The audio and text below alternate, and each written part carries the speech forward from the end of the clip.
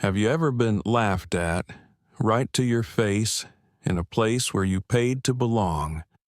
Now imagine being on a flight, tired, calm, just wanting peace when the man across from you sneers, mocks your very existence, and tells the crew you don't belong there. He laughs as if your dignity is disposable, as if your seat, your presence, is a mistake. What would you do? Stay silent and swallow the humiliation, or rise with the quiet strength of someone who knows their worth? For one black woman, that choice wasn't hypothetical. She endured the sting of public ridicule at 35,000 feet, only for her tormentor to discover, hours later, that she wasn't just another passenger. She was his new boss. If it were you, sitting in that seat, hearing those words, what would you carry in your heart, anger, shame, or the resolve to let truth speak louder than arrogance?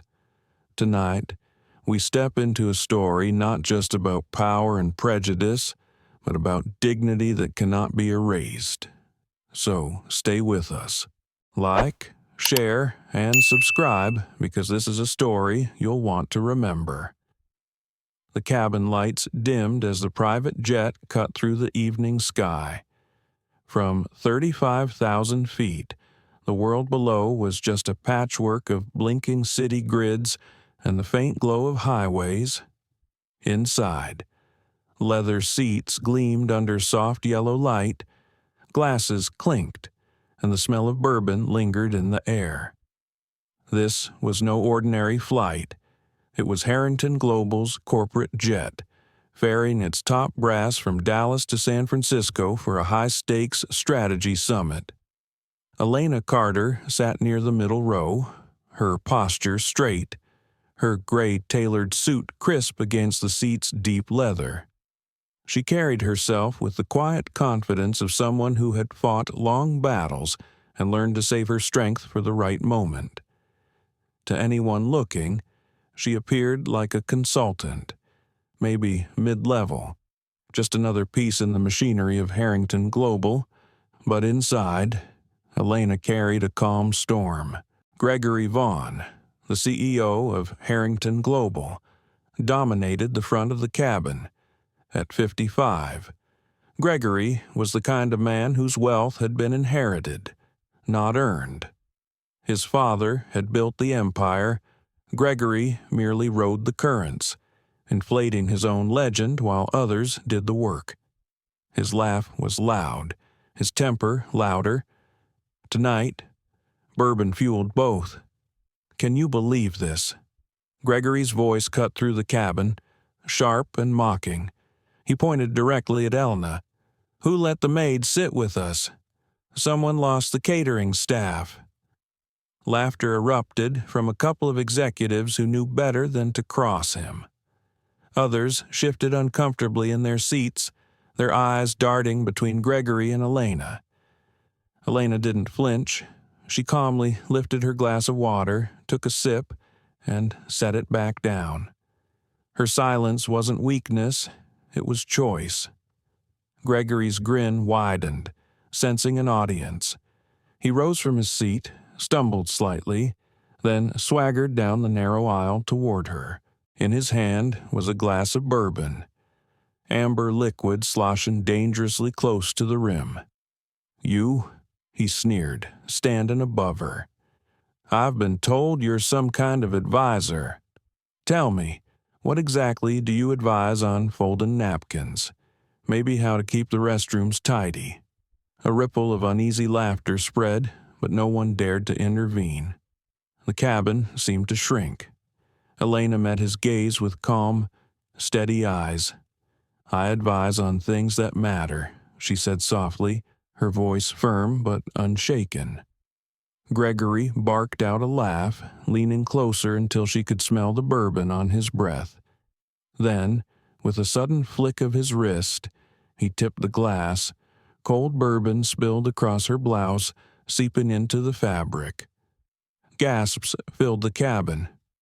Oops, Gregory said, feigning innocence, then broke into cruel laughter. Guess you'll be smelling like a bar the rest of the flight. Maybe it'll cover up whatever else you brought on board." Somewhere behind him, a young analyst named Michael Tran froze. His phone trembled in his hands as he instinctively hit record. Something about the scene felt wrong, dangerous even, but also too important not to capture. Elena, dripping and cold, didn't rise to the bait. She calmly reached for a napkin, dabbed at her blouse, and straightened her shoulders. Her movements were deliberate, graceful, almost defiant in their simplicity.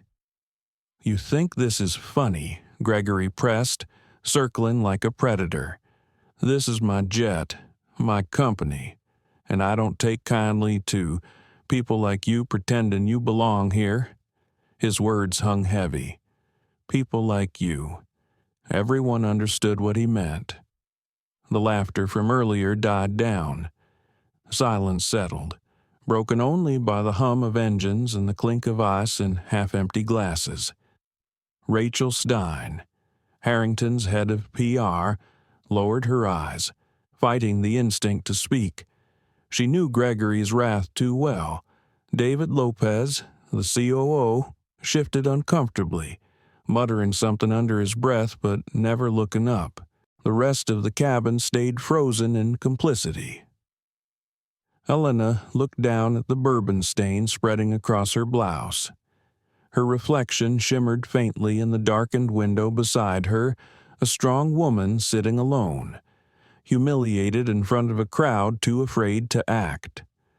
For a fleeting second, a memory surfaced, her mother telling her, "Dignity isn't what they give you, Lena, it's what you refuse to let them take."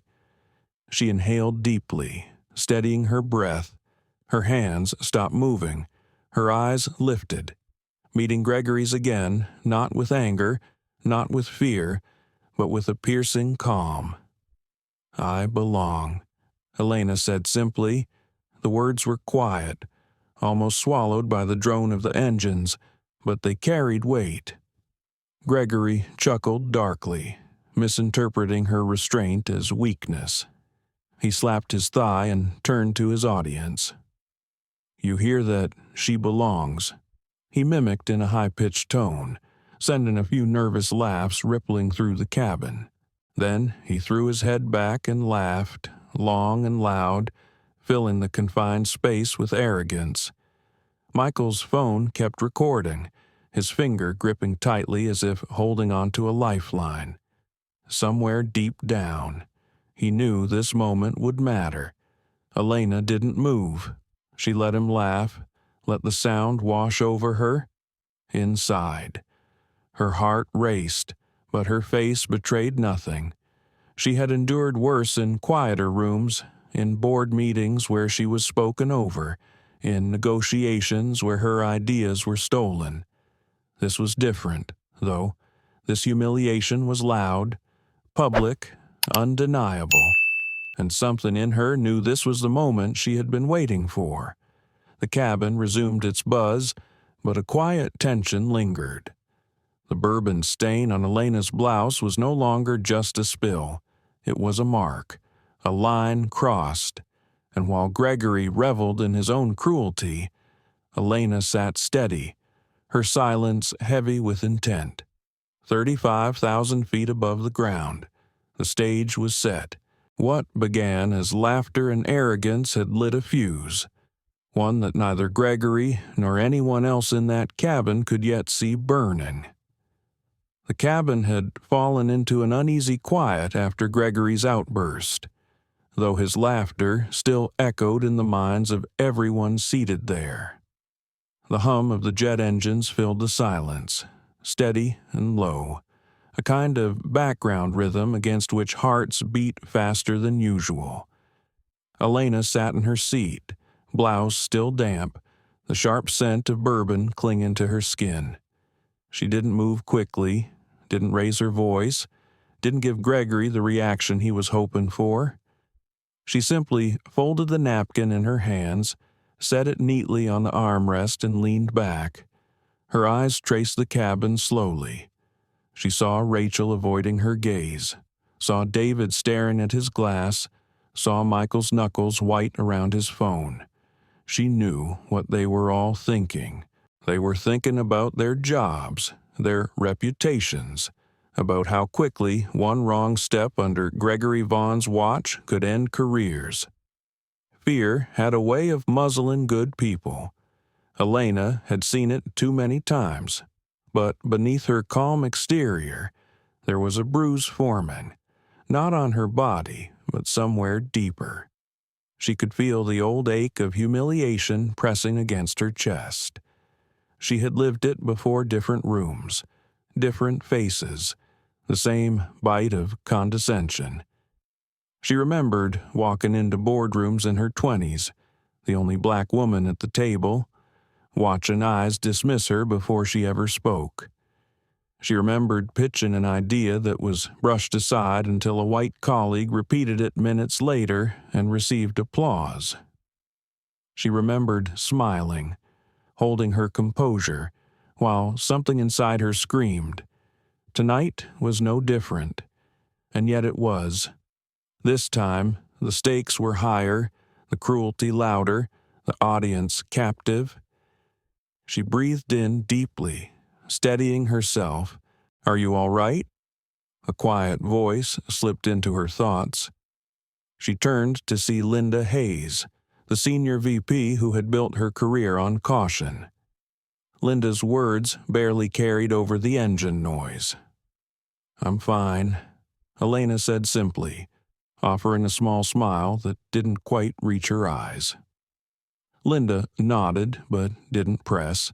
She leaned back, pretending to be absorbed in the glossy pages of an in-flight report. Elena let her gaze drift back to the window. Outside, clouds passed like soft gray walls, illuminated by the fading light of dusk. Her reflection stared back at her, a strong jawline, tired eyes, a woman who had learned how to stay composed when the world tried to shatter her. The bourbon stain across her blouse was drying now, a stiff, dark patch. It looked like a badge, one she had never asked for, but one she would wear all the same. Gregory's voice broke through again, slurred but loud. He was back in his seat now, boasting to David about a golf game in Pebble Beach, as though nothing had happened. He had already moved on. That was the way men like him operated. Cruelty was casual, collateral, forgotten as soon as it was inflicted. Elena closed her eyes for a moment. She thought about her mother, who had worked double shifts in a diner just to keep the lights on. She thought about her father, who fixed air conditioners by day and read Baldwin by night, telling her, "They will try to shrink you. Lena, don't hand them the scissors." Her father's words steadied her now. She wasn't handing Gregory Vaughn anything. Michael Tran shifted in his seat 2 rows behind her. He glanced at the recording on his phone, thumb hovering over the screen. His stomach twisted with conflict. He was only 27, fresh into the corporate world, and already he knew the rules. Stay quiet. Keep your head down. Don't make enemies. But the image on his screen, the CEO of Harrington Global pouring bourbon on a woman's blouse and mocking her in front of everyone, felt like more than a bad memory. It felt like evidence of something rotten, something that should not be allowed to fester in silence. He swallowed hard and locked his phone, slipping it into his pocket. Not now, he thought, but maybe later. Rachel Stein, across the aisle, adjusted her glasses and scribbled notes in the margin of a folder she wasn't really reading. Her mind was elsewhere. She had built her career on controlling stories, shaping narratives, keeping scandals from spilling into the press.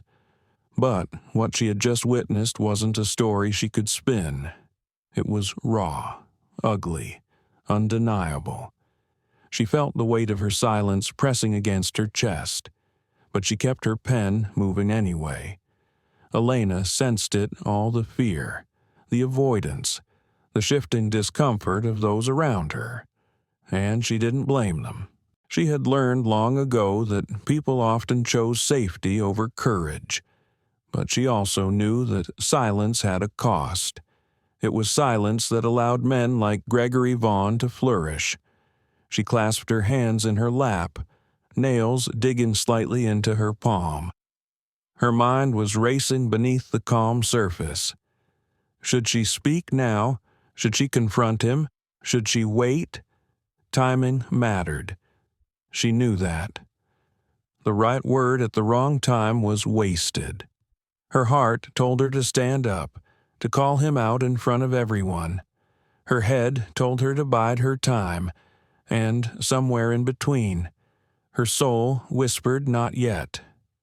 The jet hit a patch of turbulence, rattling glasses on their trays. Gasps rose, then settled as quickly as they came. The moment passed, but Elena felt something shift inside her. The bruise had grown, but so had her resolve. As the flight continued, the cabin settled into a strange rhythm. Gregory rambled on, voice filling the space like static. Executives murmured small talk to each other, trying to pretend the earlier scene hadn't happened. The crew moved quietly, almost invisible, pouring drinks and clearing plates. But Elena stayed still, eyes on the window, mind elsewhere. She thought about the meeting in San Francisco, about the board that would gather in polished conference rooms with sweeping city views. She thought about the plans already in motion, the pieces carefully arranged. Gregory Vaughn believed this was his world, his empire. He believed he could humiliate her without consequence. He believed his laughter erased her dignity. He had no idea. Her phone buzzed lightly in her pocket. She slipped it out, shielding the screen. A single message from an unknown number. "We're ready when you are." She locked the screen quickly, tucking the phone away before anyone noticed. Her face betrayed nothing, but inside, her pulse quickened. Elena leaned back in her seat, eyes half closed, listening to Gregory's laughter echo once more. It no longer stung the way it had minutes ago. Now, it sounded hollow, fragile, like glass waiting to shatter. The bruise was still there, silent and deep, but she knew it would not stay hidden forever. The jet glided smoothly through the night sky, but inside the cabin the air had thickened. No one said it aloud, yet everyone felt it. The earlier humiliation lingered, and though Gregory Vaughn had returned to his seat, the sting of his cruelty clung to the walls like smoke. Elena Carter sat quietly, the bourbon stain drying into her blouse, her posture as steady as if she were carved from stone. Every small sound, the rattle of ice in a glass, the turning of a page, the faint cough from one of the executives seemed sharper now, louder, because silence filled the spaces between. Gregory stretched out in the front row, tossing his jacket onto an empty seat, his words carried across the cabin, casual and cutting. "I don't know who in HR thought it was a good idea to bring her along. These flights are for decision-makers, not tag-alongs." He took a long sip of bourbon, his grin twisting into something darker. Maybe she thinks she's auditioning for a real role. The laughter that followed was thin, brittle. It was the kind of laughter born not of humor, but of fear. Rachel Stein pressed her lips together and scribbled harder into her folder, though the ink left only a tangle of meaningless lines. David Lopez gave a nervous chuckle, then looked down into his drink as if it held the answers. Michael Tran leaned slightly forward, his phone heavy in his pocket. He thought about pulling it out again, thought about capturing more, but stopped himself. One video was already dangerous enough. He could feel sweat at the back of his neck. Gregory turned his attention directly to Elena again, his voice rising with drunken bravado. "Why don't you come sit back here by the galley? Elena, give these seats to people who actually matter." The words cut sharper than the earlier bourbon. This wasn't a spill, wasn't a joke cloaked in drunken play. This was deliberate displacement, the clear message that she did not belong among them. The crew hesitated. A flight attendant glanced at Gregory, then at Elena, eyes wide with uncertainty. No one wanted to be the one caught between them. Elena's heart thudded once, heavy, but she didn't move. She looked up, her voice measured. "I'm seated where I was assigned." Gregory barked a laugh. "Assigned. You think assignments mean anything here? This is my jet, my rules. If I say move, you move." He leaned back smugly, confident in the weight of his authority. The silence stretched. Even the engines seemed quieter, as if the world itself was holding its breath. Elena considered her options. She could stand and obey, giving him the victory he craved. Or she could resist openly and risk escalating the conflict too soon. Her mind replayed her father's voice. "Choose your moment. Lena, the right move at the wrong time is wasted." Her chest rose slowly, her eyes never leaving Gregory's. "I'll stay," she said, tone calm, almost gentle, but anchored in something immovable. For a brief moment, Gregory's grin faltered. He hadn't expected resistance delivered without anger, without fire. He thrived on outbursts, on proving people emotional, unstable. But Elena gave him nothing to grip onto, only stillness. His jaw tightened. "Suit yourself," he muttered, turning away, though the twitch in his hand betrayed his irritation. Linda Hayes exhaled softly, relief flickering across her face. She had been holding her breath, waiting for an explosion that never came. The choice Elena made firm yet calm shifted the balance in a subtle way. It was not victory, not yet, but it was something undeniable, a refusal to be erased. Rachel finally dared to glance at Elena, their eyes meeting for just a second. In that fleeting exchange, there was acknowledgement, quiet solidarity, fragile but real. The tension, though, didn't dissolve. It deepened, coiled tighter around the cabin. Gregory's pride had been bruised, and bruised pride often struck back harder. He drummed his fingers against the armrest, his mind already working, searching for the next way to reassert dominance. Elena leaned back in her seat, letting the hum of the engines wash over her. Her inner thoughts churned, though her face stayed serene. She felt the weight of every stare, the fear in the room, the calculations happening in silence.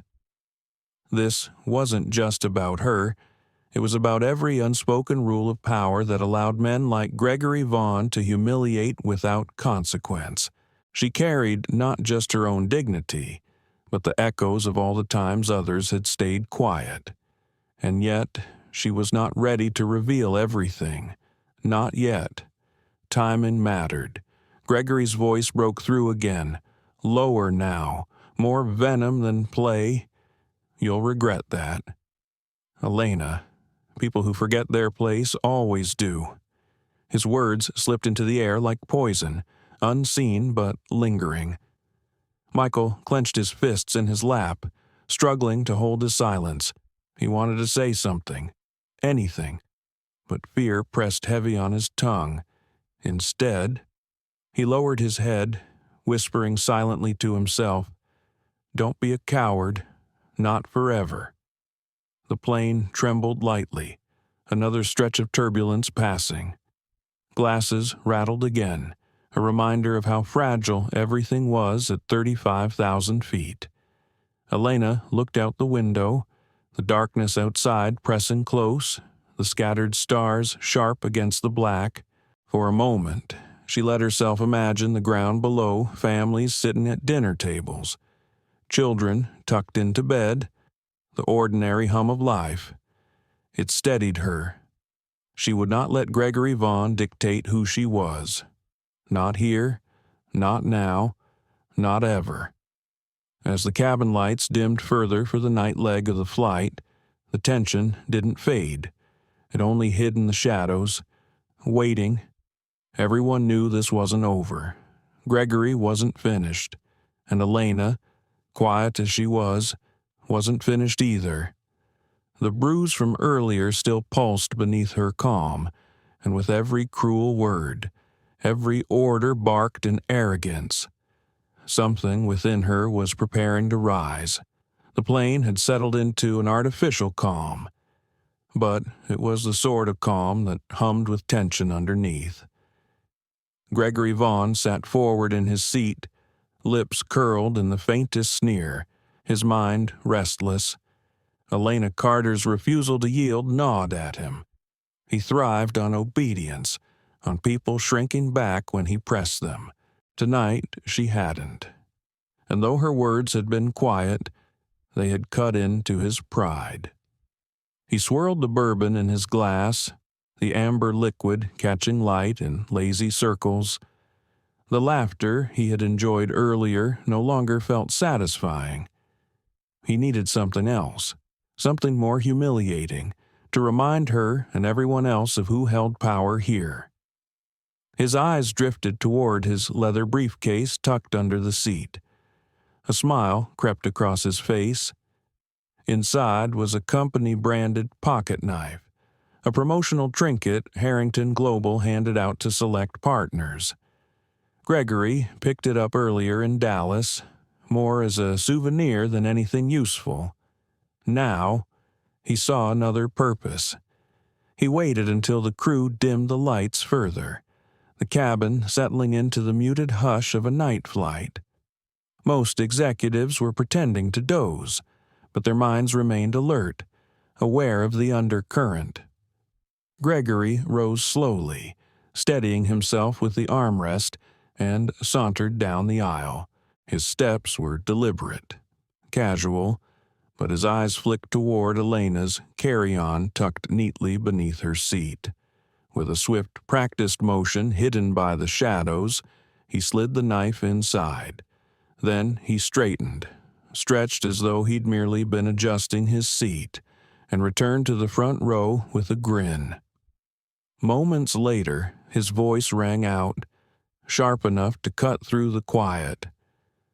"Everyone, I think we've got a problem."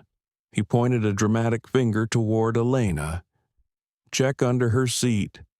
I just saw something suspicious." The cabin snapped awake. A flight attendant hesitated, her eyes darting between Gregory and Elena, then crouched low, pulling the bag out. When the small pocket knife clattered onto the carpet, gasps rippled across the rows. Gregory leaned back with a satisfied smirk. "What did I tell you? You let the wrong people sit in these seats. And look what happens. Carrying weapons on board. A real threat. Wouldn't you say Rachel Stein's pen froze above her folder? David Lopez's mouth opened, then closed again. Linda Hayes shook her head slightly, disbelief clouding her face, but she said nothing. Elena remained still, her hands folded neatly in her lap.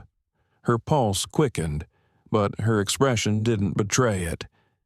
She leaned forward slightly, eyes on the knife. "That doesn't belong to me." Gregory chuckled darkly. "Of course it doesn't. That's what they all say." The flight attendant held the knife gingerly, unsure what to do. Her training told her to escalate, to treat any object like that as a risk. But her instincts screamed that something about this was wrong. Before she could speak, the plane jolted violently. Oxygen masks tumbled from the ceiling, swinging wildly.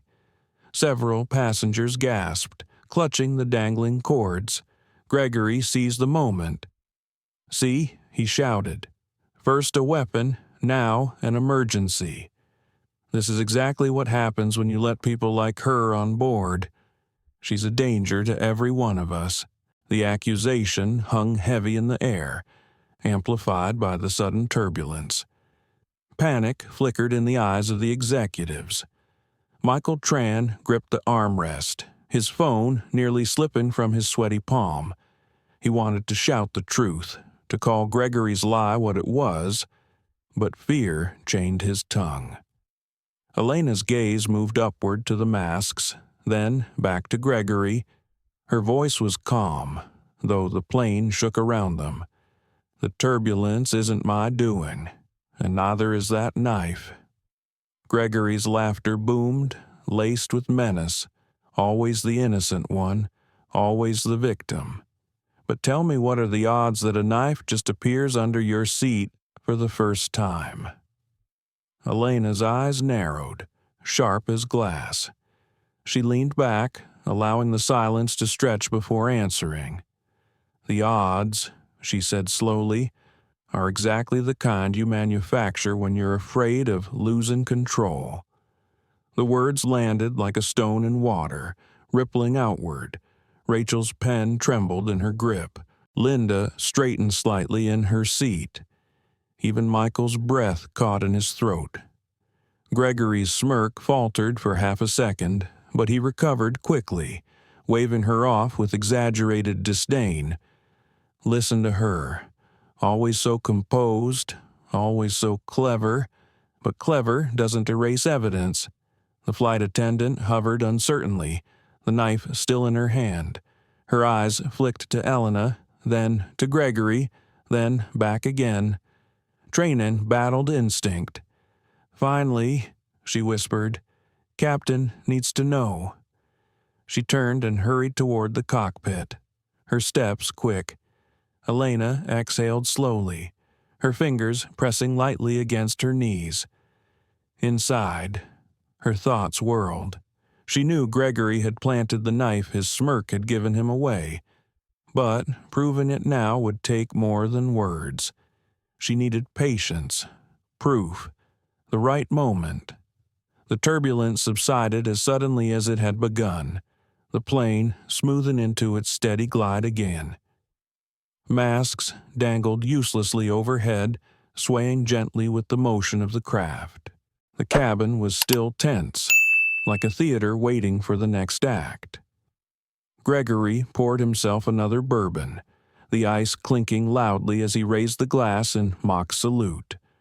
To order, to discipline, and to knowing your place. He drank deeply, his eyes never leaving Elena. She met his gaze without blinking.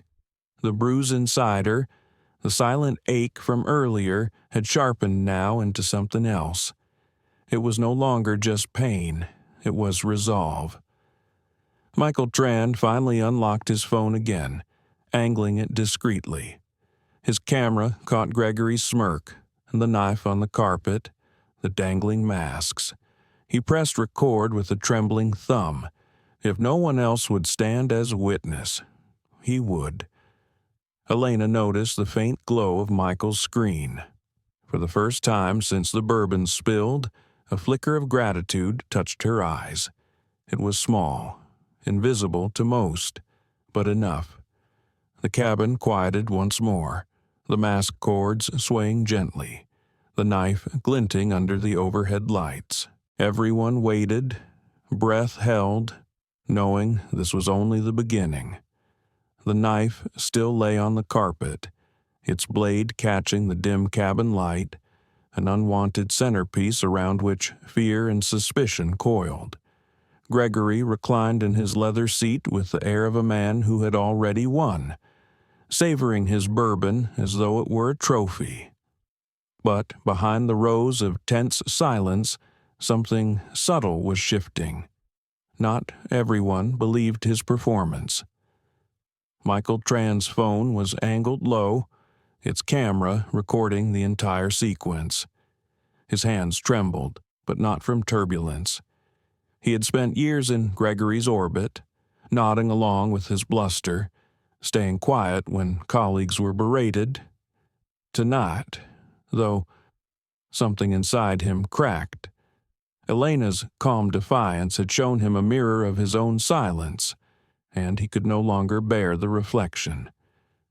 Rachel Stein's pen rested idle on her notepad, her jaw clenched. She had built her career smoothing Gregory's disasters, spinning cruelty into palatable sound bites. But as she looked at the knife gleaming on the carpet, she knew this one couldn't be spun. It wasn't just sloppy. It was cruel in a way that made her stomach turn. Her eyes flicked toward Elena steady, unflinching, a quiet storm of dignity, and she wondered what it might feel like to work for someone like her instead of cleaning up for Gregory. Linda Hayes adjusted her glasses, her mind racing. She had joined Harrington Global decades earlier, the only black woman to ever sit at its senior table. She had swallowed countless insults, survived storms, told herself survival itself was victory. But as she watched Gregory's smug smirk, she felt the weight of every compromise she'd made. She saw Elena unbowed, unbroken, yet unfairly accused, and realized she wasn't alone anymore. David Lopez shifted uncomfortably. His role as COO had taught him the art of neutrality, but neutrality tonight felt like complicity. He avoided Gregory's eye, staring instead at the knife on the carpet, his conscience pressing harder with every second of silence. In the shadows of the cabin, alliances were forming, no words spoken, just glances, breaths, the subtle tightening of fists. Gregory broke the silence with a mocking laugh. What? No applause. You're all too polite. We should be grateful she didn't bring more. He raised his glass again, bourbon spilling onto his cuff. This is leadership. People. Knowing threats before they consume us. Elena inhaled slowly, her voice level but carrying enough weight to command attention. Leadership, she said, is protecting people from harm, not inventing harm to protect yourself. The words sliced through the quiet. A couple of executives shifted in their seats, their unease deepening. Gregory's face flushed, though he tried to mask it with a scoff, spoken like someone who's never had to keep a company alive. You wouldn't last a day in my chair. Elena's eyes held his, calm, patient, but unyielding. And yet here you are, doing everything you can to keep me out of it. For the first time, the smirk faltered, just a hairline fracture in Gregory's armor. He leaned forward, voice dropping into something colder. You think words will save you. You think calm stares will erase evidence. He jabbed a finger toward the knife. When we land, security will have all they need. You'll be gone before the night is over. Linda shifted in her seat, her voice soft but clear. Or maybe they'll ask why that knife carries the company logo. The cabin froze. Gregory whipped his head toward her, eyes blazing. Linda rarely spoke in meetings, rarely contradicted him, and now she had dared to undercut him in front of witnesses. It's a promo item, Gregory snapped. You've all seen them. Exactly, Linda replied evenly. We've all seen them, but not one of us brings them onto flights. Except you. A few passengers nodded subtly, their confidence blooming in the shadow of her courage. Gregory barked a laugh, trying to dismiss her, but his cheeks burned. Rachel scribbled furiously in her notepad, the tip of her pen tearing the paper. Her mind wasn't recording minutes, she was cataloging.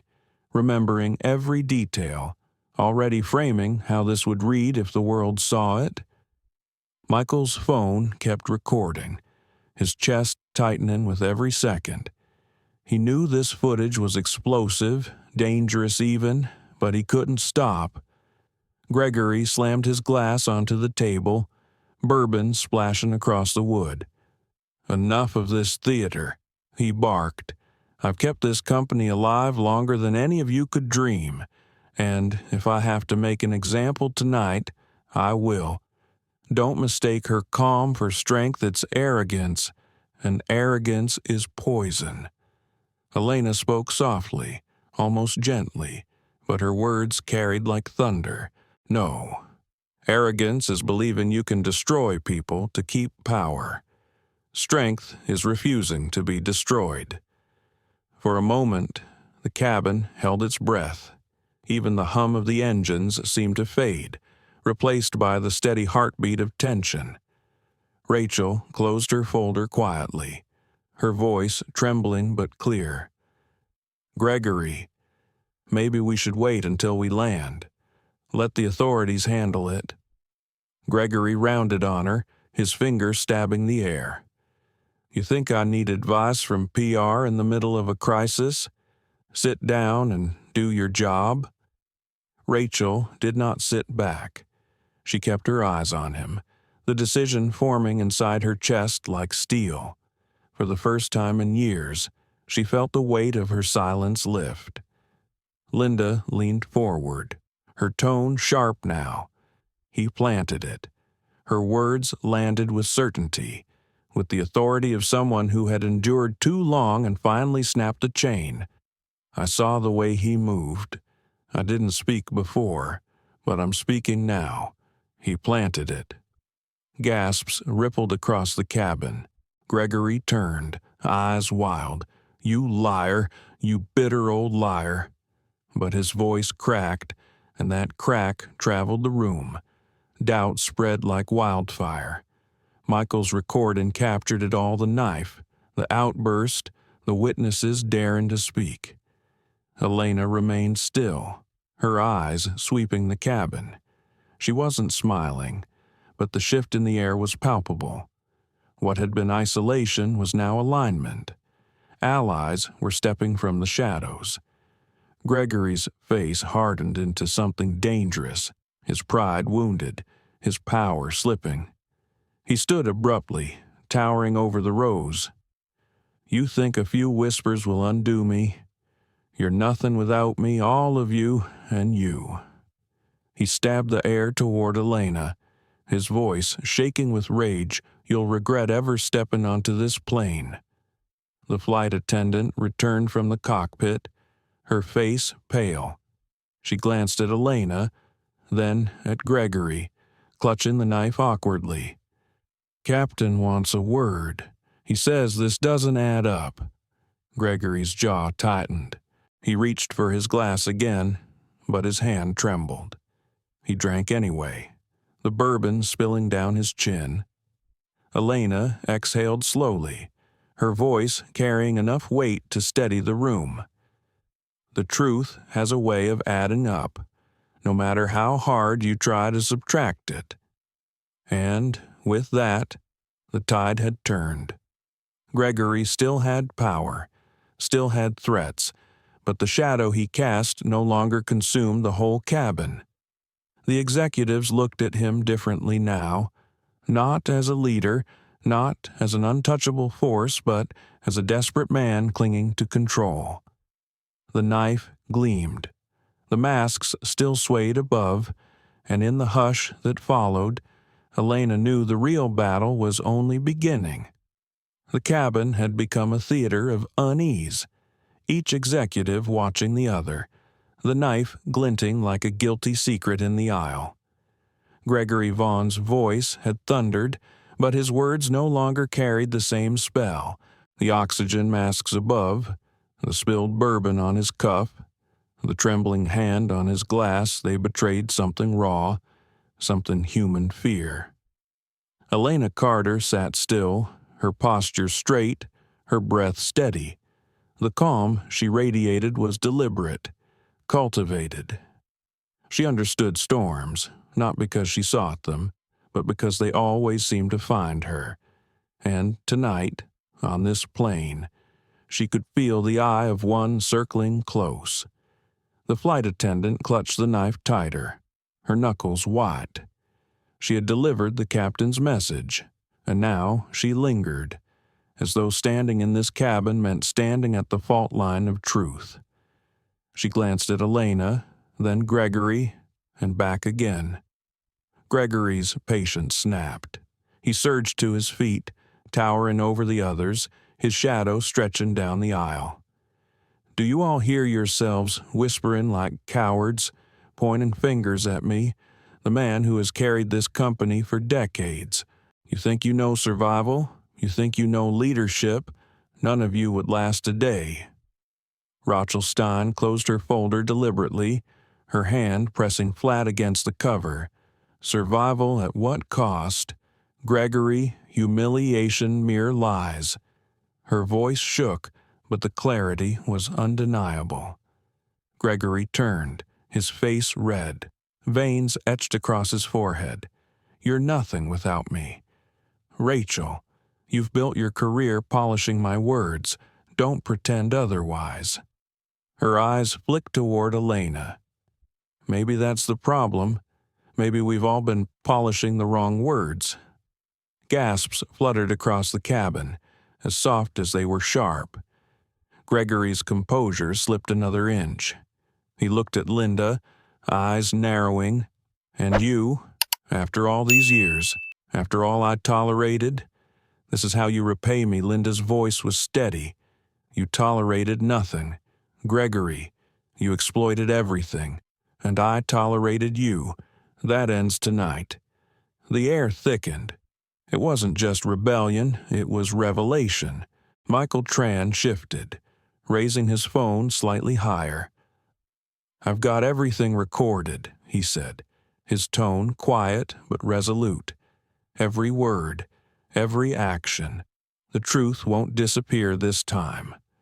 Gregory's eyes locked onto Michael, venom spilling from his glare. "You dare!" His voice cracked, shrill now, stripped of control. He lunged forward a step, but Elena's voice halted him.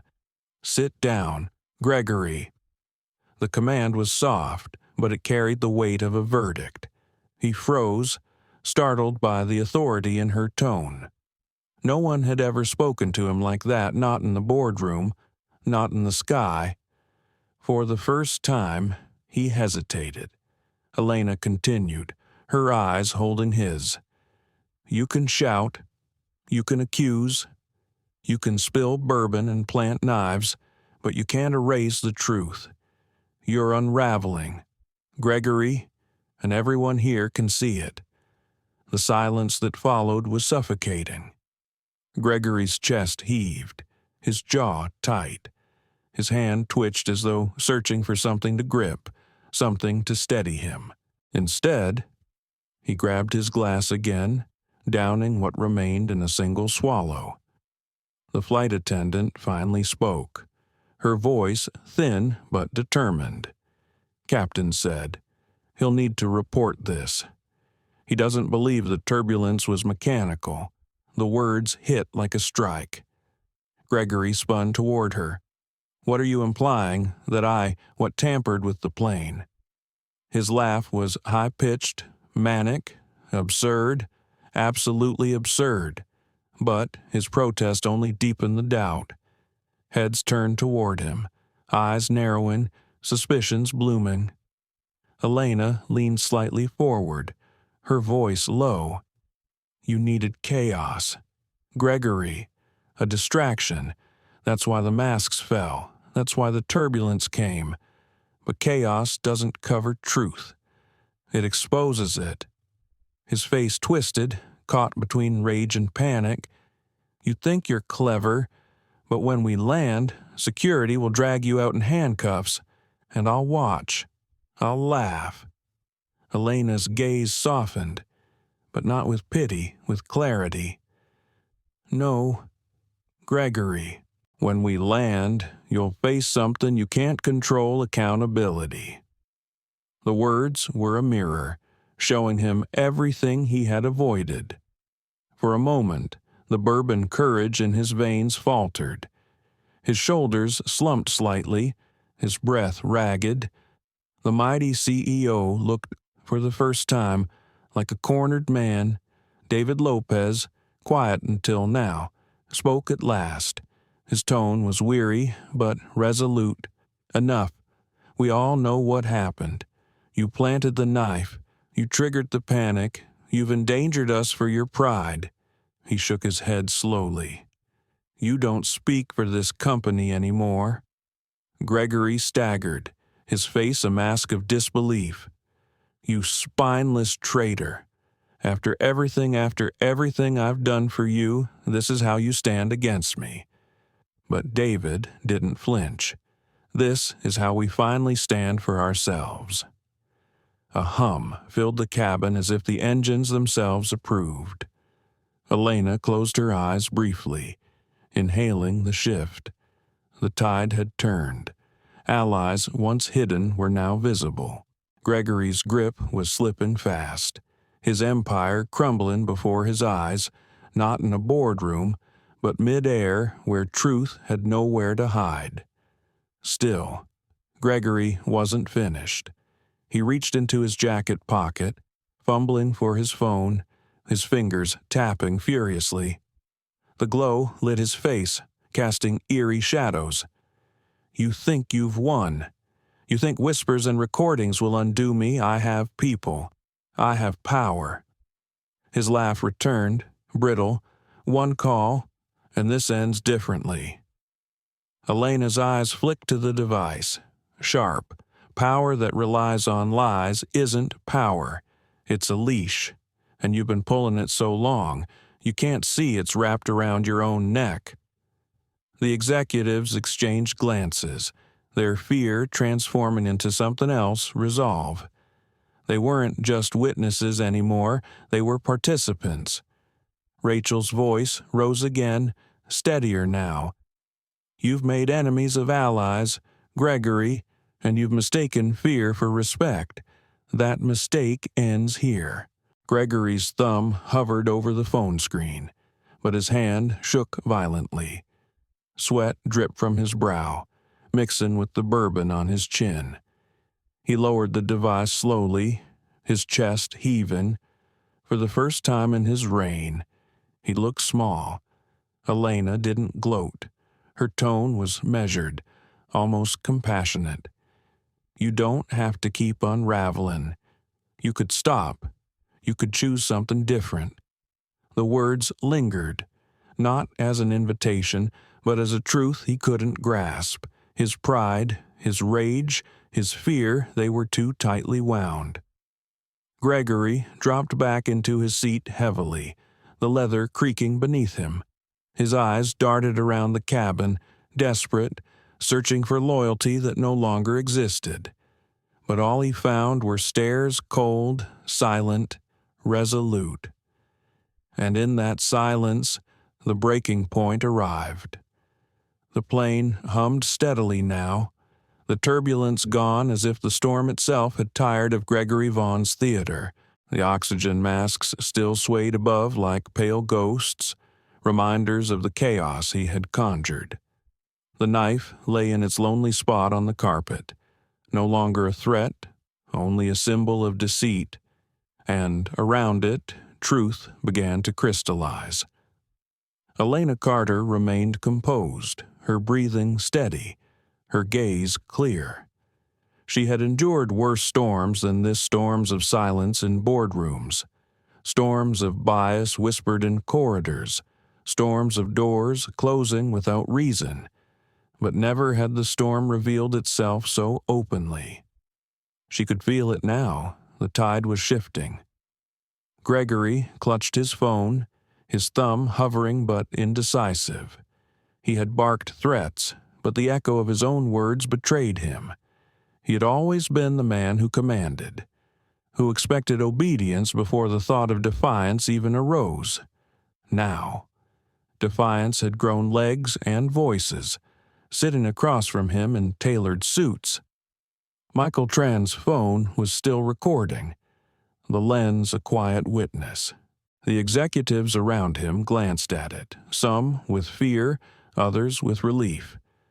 Proof was no longer hidden. It was captured, alive, undeniable. Rachel Stein leaned back, her folder closed tightly against her lap, her voice, once the soft instrument of Gregory's damage control, now cut sharp. Gregory, the more you fight, the clearer it becomes. You staged this, you tampered with that cabin system, you planted the knife, all to paint her as a threat, but every second, you're exposing yourself. Gregory's laugh came too quickly, brittle and jagged. You think anyone will believe you believe her? He sneered at Elena, his words laced with venom. She's nobody, a consultant at best, and you're parasites living off my company's bones. Linda Hayes sat forward, her eyes fierce. She's not nobody, and neither are we. You've mistaken silence for weakness for too long. She looked around at her colleagues, but not tonight. Gregory's mouth opened, but before he could retort, the flight attendant stepped forward, her face pale but resolute. The captain asked me to check the system logs. He said something's wrong with the oxygen deployment. He thinks someone manually triggered it. A sharp inhale swept through the cabin. Eyes turned to Gregory, whose smirk faltered like a mask slipping. Elena's voice was calm, but the weight of truth anchored every word. You wanted fear, Gregory. You wanted panic to mask your lies, but in doing so, you endangered every life on this plane. For the first time, a flicker of uncertainty crossed his face. His grip on the phone tightened, knuckles pale. You can't prove that. You can't prove anything. Michael spoke then, his voice steady though his hand shook. I think I can. He turned his phone screen outward. The video glowed, replaying Gregory's movements, the casual walk down the aisle, the hand sliding near Elena's bag, the smirk as he returned to his seat. Gasps filled the cabin. Gregory's eyes widened. You were recording. Michael nodded. Yes, and it's already uploaded. His words landed with finality. Even if you smash this phone, it's safe. The room shifted, shoulders straightened, spines stiffened. The fear that had bound them fractured. Rachel's voice rang clear. It's over, Gregory. But Gregory Vaughn was not a man who yielded easily. His pride was a beast that refused to die quietly. He rose again, his voice trembling with rage. You think this ends me. You think a shaky video and a few traitors undo decades of power. No, I have people waiting when we land. Real power. And when they see this, they'll know who the threat is. Elena tilted her head slightly, her expression unreadable. Real power doesn't need shadows. Gregory, it doesn't need knives in bags or panic in the air. Real power stands in truth, and truth is standing against you. For a long, taut moment, the two locked eyes, the man unraveling in arrogance, the woman anchored in dignity. It was no longer just about a knife or turbulence. It was about something larger who truly belonged in the seat of power. Linda's voice, calm but edged with fire, cut into the silence. Gregory, you're not saving this company. You're sinking it, and you're too drunk on your own reflection to notice. Gregory's face twisted. He lunged forward, as though to snatch Michael's phone. But David Lopez stood this time, blocking his path. The COO's voice was low but firm. Enough. Sit down. The command startled him. David had always been his quiet ally, his shadow of consent. But now, Even that shadow had stepped into the light. Gregory stopped, his breath heavy, his cheeks flushed crimson. Slowly, he sank back into his seat, though his eyes still burned with fury.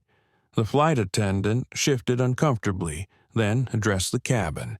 "Captain says we'll be landing earlier than scheduled. He doesn't trust what's happening up here."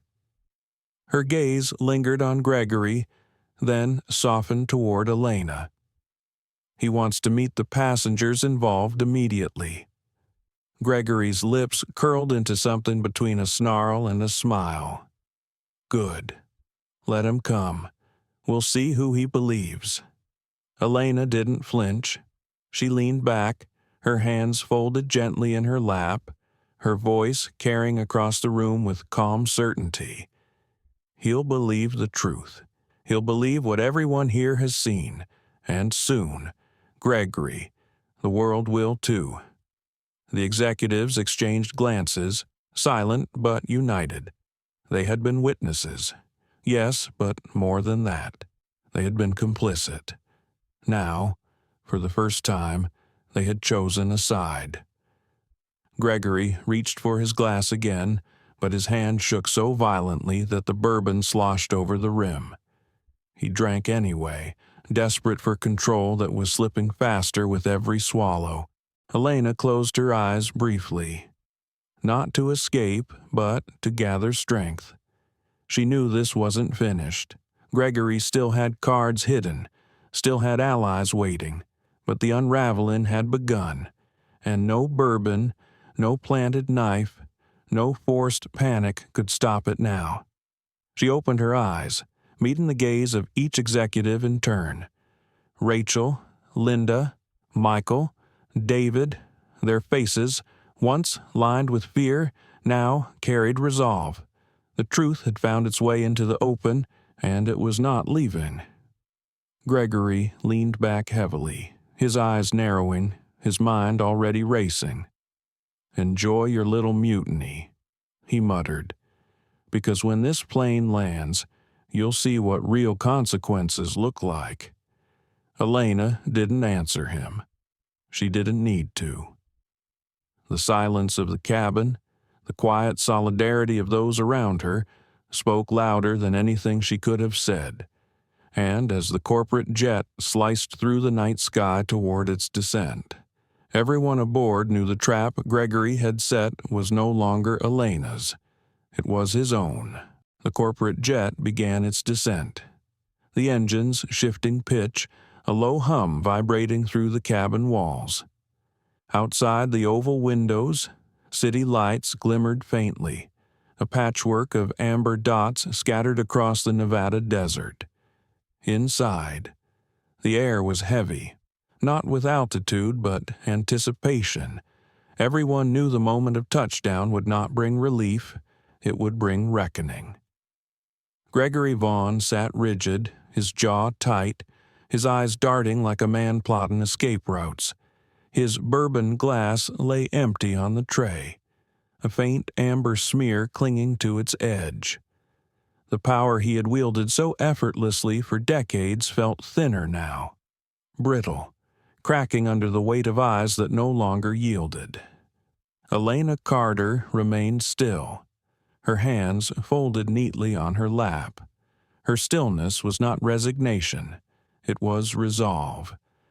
She had learned long ago that silence could be weaponized, that dignity itself was a force stronger than rage, but even she felt the tightening coil in her chest.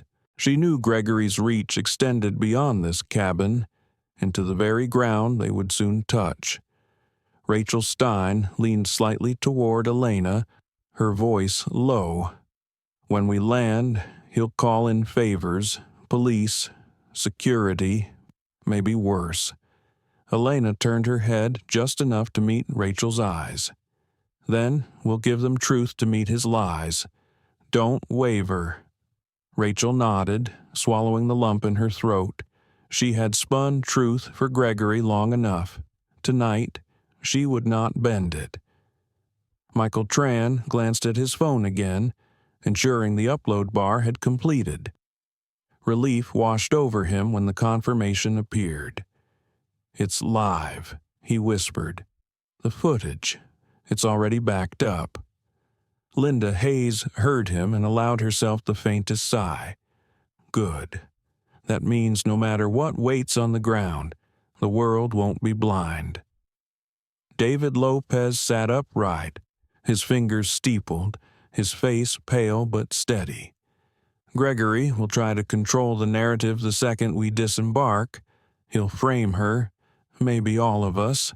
We need to stand united." Gregory's laugh, low and bitter, cut through their whispers. "United," he shook his head slowly. "You fools don't understand. You're already divided by fear, by ambition, by weakness. When we land, authority will decide, and authority is mine." Elena's voice cut cleanly through his arrogance. "Authority belongs to truth, and tonight it's not yours." The wheels screeched against the runway, the jolt rattling glasses and spines alike. A few passengers gripped their armrests, not from fear of flying, but from fear of what awaited outside. The plane slowed, the engines roaring, then easing into a taxi toward the private terminal. Through the windows, flashing blue lights appeared, police cruisers, SUVs, figures standing in shadows near the hangar. Gregory's lips curved into a sly smile. "My people," he murmured. The jet came to a halt. The seatbelt light chimed off, but no one moved. The flight attendant's voice trembled slightly as she announced, "We've landed. Please remain seated until cleared." Her eyes darted to Elena, then to Gregory, torn between duty and instinct. Gregory stood, straightening his suit jacket, smoothing his stained cuff as though the gesture could erase his unraveling. "Showtime," he said smugly. Elena did not rise immediately. She waited, letting the silence settle around her. Then she stood, every movement deliberate, as though claiming her place in the moment. She was not rushing to defend herself. She was stepping into the truth she carried. The cabin door opened with a metallic hiss. Cold desert air swept in, carrying with it the scent of asphalt and dust. A cluster of uniformed officers waited at the bottom of the stairs, their faces unreadable in the glare of floodlights. Beside them stood a tall man in a dark overcoat, his silver badge glinting under the lights. Sheriff Hal Dawson. Gregory descended first, his confidence restored by the sight of familiar authority. "Sheriff," he called, spreading his arms wide as though greeting an old friend. "We have a situation, a dangerous one. A woman on my jet carrying weapons, tampering with systems, endangering lives." He gestured upward dramatically, toward Elena still framed in the doorway. "She's your culprit." The officers exchanged glances. Sheriff Dawson narrowed his eyes at Gregory, then at the poised figure behind him. Elena stepped down slowly, her posture calm, her gaze direct. Rachel followed, clutching her folder like a shield. Michael kept his phone steady, still recording. Linda's presence was quiet steel, David's steps deliberate. They descended not as scattered passengers, but as a collective. Gregory's voice boomed again. "Arrest her, now, before she disappears behind excuses, but before the sheriff could move." Rachel's voice rang out. "Sheriff, there's footage." She nodded toward Michael, who lifted his phone higher. "Everything he did is on record.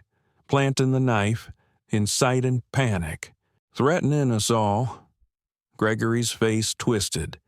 "Lies manufactured, lies from traitors who've turned against me.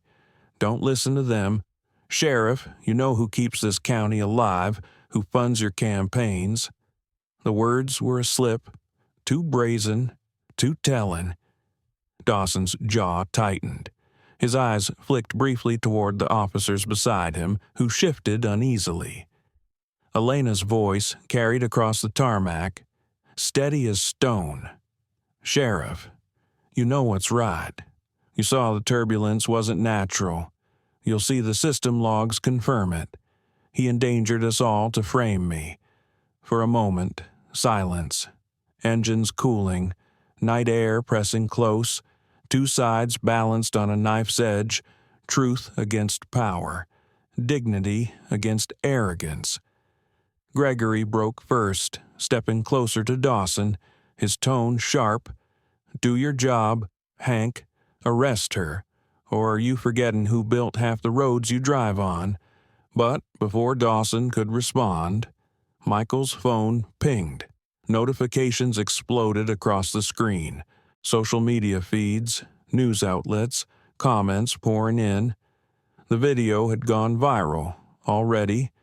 Millions of eyes were watching. Rachel's breath caught. Linda whispered softly, "The world knows." Dawson stared at the screen as Michael angled it toward him. The footage played Gregory planting the knife. The smirk, the accusations, the chaos, the truth unspooled in cold, undeniable clarity. Gasps came even from the officers. One muttered under his breath, "My God!" Gregory lunged toward Michael, his voice cracking. "Delete that. Do you hear me? Delete it." But David stepped between them, his voice firm. "No more." Gregory froze, his fury trembling in his fists. The sheriff raised a hand, his voice cutting through the night. "That's enough." He turned toward Gregory, his eyes cold. "You're not walking away from this one." Gregory's mouth opened, desperate, searching for another lie, another card to play. But the floodlights seemed harsher now. The cameras invisible but everywhere, the witnesses no longer silent. For the first time, his arrogance faltered completely. Elena exhaled slowly, the desert air filling her lungs. She knew this wasn't the end. Powerful men rarely surrendered without a fight. But tonight, before the flashing lights, the witnesses, the world, the trap had snapped shut. The floodlights bathed the tarmac in a cold glare, but the brighter light was now coming from countless screens across the country. Gregory Vaughn's smirk, his planted knife, his drunken tirade, all of it streamed live, dissected, replayed. By the time Sheriff Hal Dawson's jaw had tightened around the weight of evidence, hashtags were already trending shocker truth in the sky. Elena Carter. Gregory exposed. Gregory's chest heaved as he scanned the faces around him. He had spent his life in boardrooms where a glare or a raised voice bent people into submission. But here, under the desert night, his performance crumbled. His authority was no longer measured by fear, it was measured by exposure. Elena Carter stood just beyond him, still as stone, her presence commanding without force. She didn't need to shout or demand. Her very restraint shamed him more deeply than any outburst could. She carried herself as though the floodlights belonged to her, not him. Rachel Stein clutched her folder to her chest, her voice rising in the charged silence. "The world has seen enough. Every lie you've spun, every smear, every humiliation you thought it made you untouchable.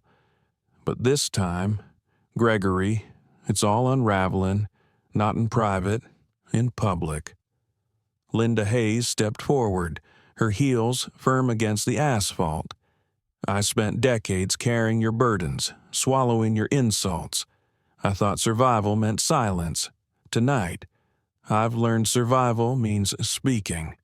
Her eyes burned into him. "And I'm done being silent."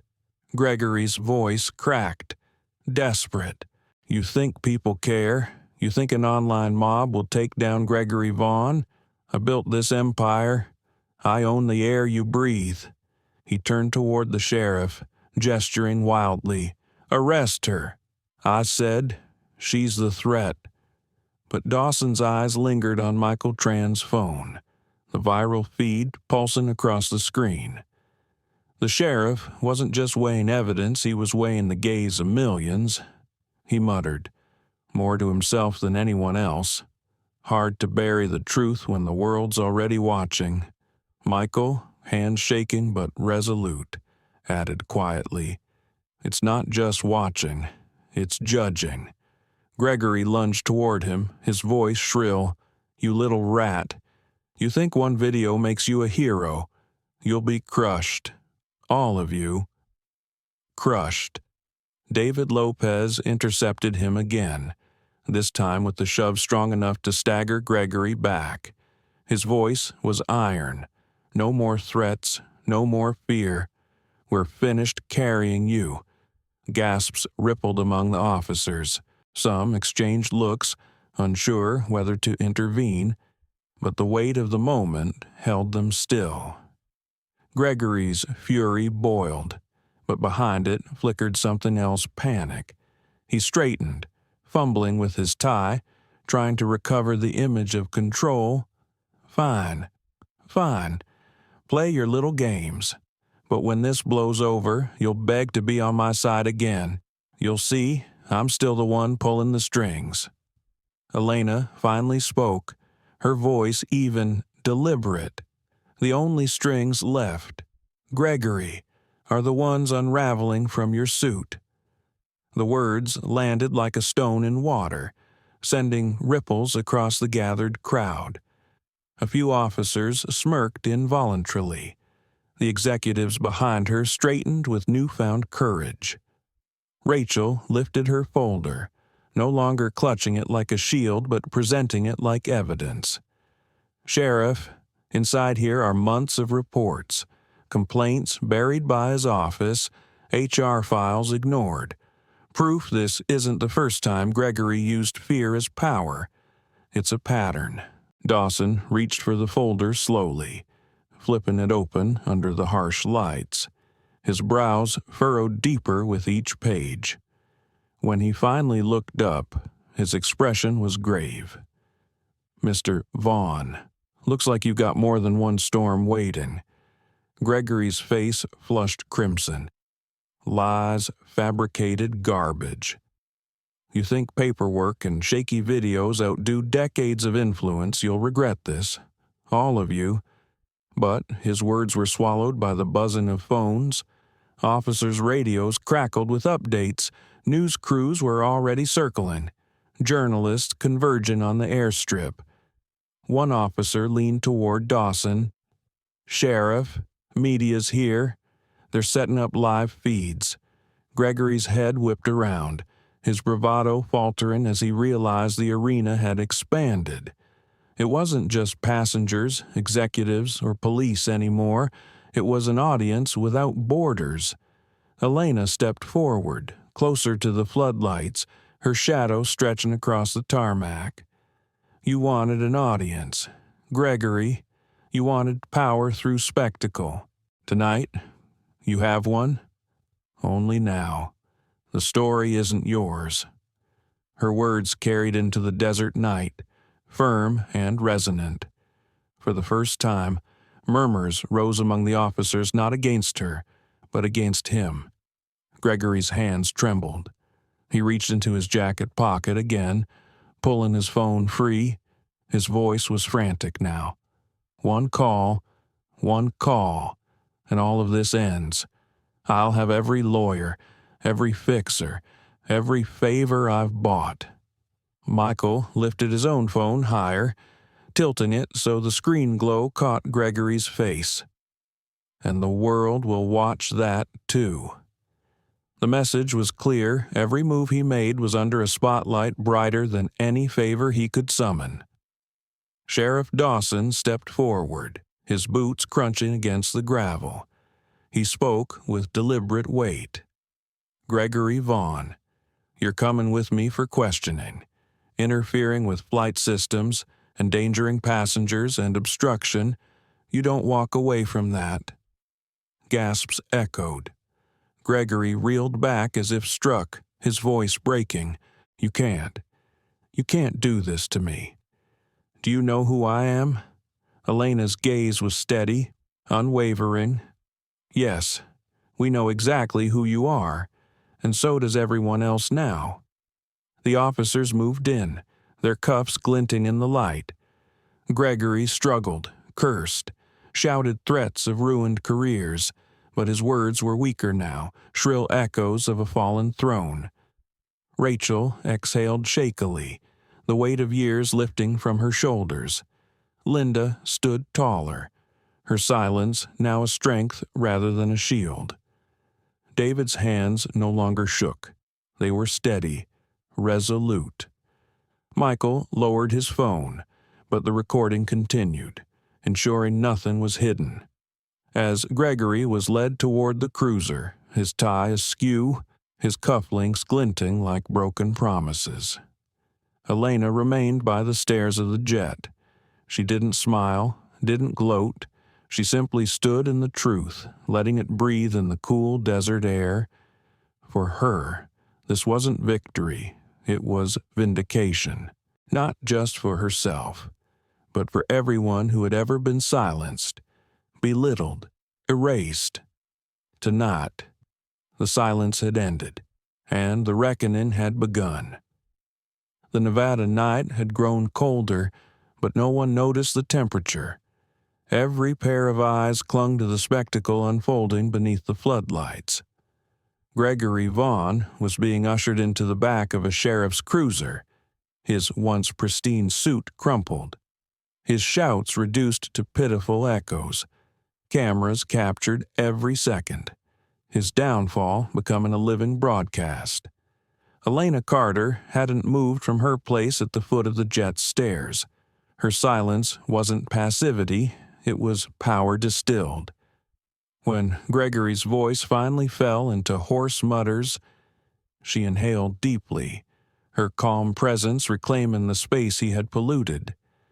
People looked at her now, not him. Rachel Stein, still clutching the folder, turned to Elna with a mix of awe and relief. He's finally out of the way. Maybe now the company can breathe again. Elena's eyes softened, but her tone was deliberate. Rachel, this isn't about one man. It's about the system that allowed him to thrive. Tonight is just the beginning. The crowd murmured, uncertain what she meant. Sheriff Dawson approached cautiously, rubbing the back of his neck. "Ma'am, I have to ask, who exactly are you? You've handled yourself like no ordinary passenger." Elena let the silence hang, every second tightening the suspense. Michael Tran raised his phone again instinctively, sensing another moment worth capturing. Finally, Elena stepped into the center of the floodlight. Her voice rang steady, clear, each word landing like a verdict. "I am not just another passenger. I am the incoming Chief Executive Officer of Titan Industries." The words hit like a detonation. Gasps erupted. A few officers blinked in disbelief, while David Lopez muttered under his breath, "No way." Rachel's eyes widened, her folder slipping slightly in her grasp. Elena continued, unflinching. The board voted last month. Gregory Vaughn was to be transitioned out. He was informed but chose to conceal it, hoping intimidation could delay the inevitable. He thought his arrogance could outrun accountability. She swept her gaze across the stunned faces. But accountability has arrived, right here, tonight. Cameras zoomed in, microphones stretched forward, and the collective hum of shock filled the air. Michael's stream exploded with comments, disbelief, cheers, calls for justice, memes already sprouting in real time. Rachel's voice trembled. "So, you're his boss now?" "No," Elena corrected gently. I was his boss the moment the board signed that paper. He just didn't want to accept it. Tonight, he was forced to. The clarity of her statement electrified the moment. Gregory, hearing it from the cruiser, thrashed against the door, his muffled screams carrying no weight. The symbolism was undeniable. The man who once ruled by humiliation was now caged, while the woman he mocked for her very identity stood sovereign. Linda Hayes stepped forward, her weathered hands trembling. All those years, all that silence. You mean we still have a chance that Titan can still change? Elena faced her directly, her tone softening. Yes, Linda, but change isn't just about me leading. It's about every voice that was silenced finally being heard. No more whispers in corners, no more fear in hallways. That era is over. Her words reached deeper than promises. They felt like release. David's posture straightened. Rachel's tears welled. Michael lowered his phone for a moment just to soak in the reality. Sheriff Dawson exhaled slowly, shaking his head. Guess this is one for the history books. Never thought I'd see a CEO revealed on my airstrip. Elena smiled faintly, not with pride, but with resolve. This isn't about titles, it's about accountability. Gregory taught us what happens when arrogance leads unchecked. From this night forward, Titan will show the world what leadership looks like when it serves people. Not ego. As if on cue, media vans pulled closer, their satellite dishes rising like mechanical flowers. Journalists spilled onto the tarmac, calling Elena's name, desperate for sound bites. She raised her hand, quieting them before they could overwhelm the moment. Tonight isn't about spectacle. It's about truth. And the truth is simple. Every worker, every voice matters. That's the company we're going to build together. Rachel's folder dropped fully into her arms, but now she held it differently, not like a shield, but like a seed. She nodded slowly. Then I'm with you, Linda added, her voice breaking. Me too. David stepped forward, resolute. You have my hands. Whatever you need, I'll build it.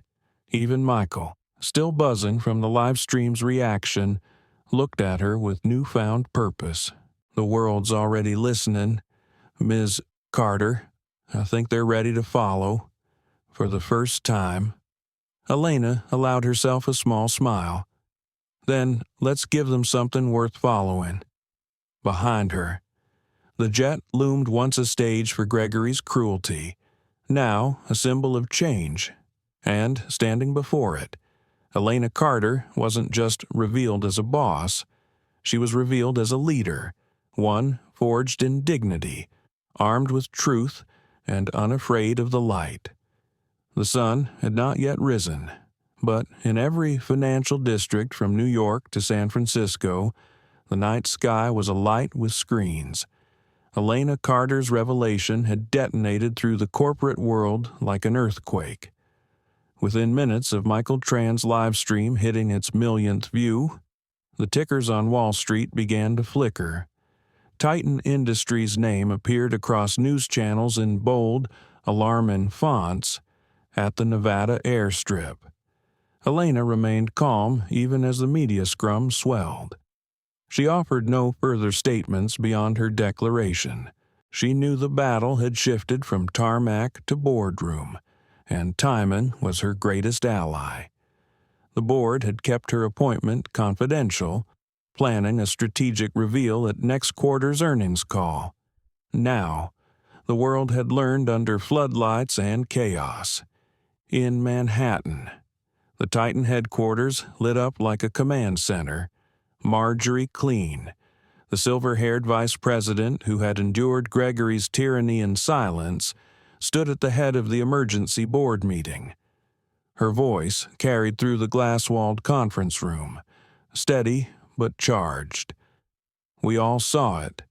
The revelation is public. Gregory Vaughn is under arrest.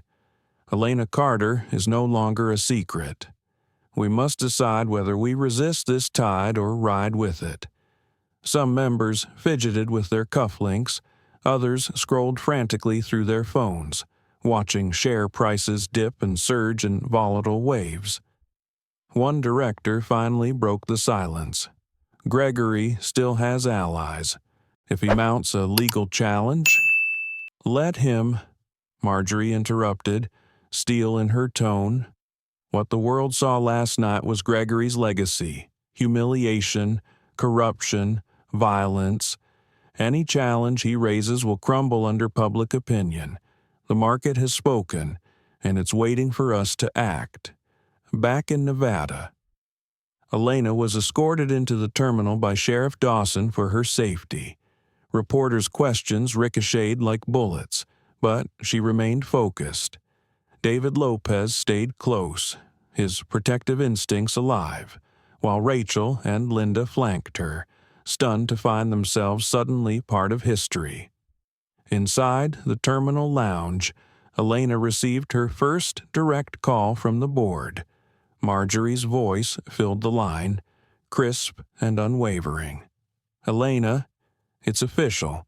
The board is convening emergency votes to accelerate your public installation as CEO.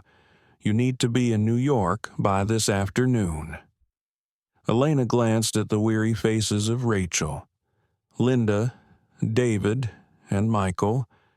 "I won't go alone," she replied. "These people stood in truth when others hid. They deserve to witness the beginning of change." Marjorie hesitated only a second. "Bring them. The world is hungry for authenticity, and they are the proof." News of the vote leaked within minutes. Networks broadcast split screens, one side showing Gregory Vaughn's mugshot in county custody, the other replaying Elena's steady revelation. Analysts debated on live TV, some warned of instability. Others hailed her as a savior. Investors flooded Titan's inbox with demands for clarity. Stock prices fluctuated wildly. But amid the chaos, one pattern emerged. Every spike followed the airing of Elena's words. By the time Elena and her companions boarded a small charter to New York, the phrase "the boss revealed" had become a headline across international outlets. Hashtags surged: Elena Carter CEO, Dignity in Leadership, Titan Reborn. Commentators remarked not only on her identity as a black woman in an industry dominated by men, but also on the way she carried herself with restraint, dignity, and quiet command.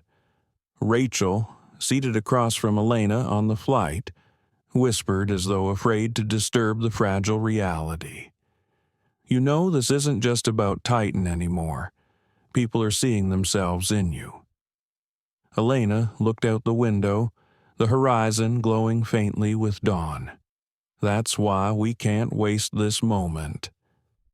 Gregory thought power meant dominance. "We have to prove power can mean service."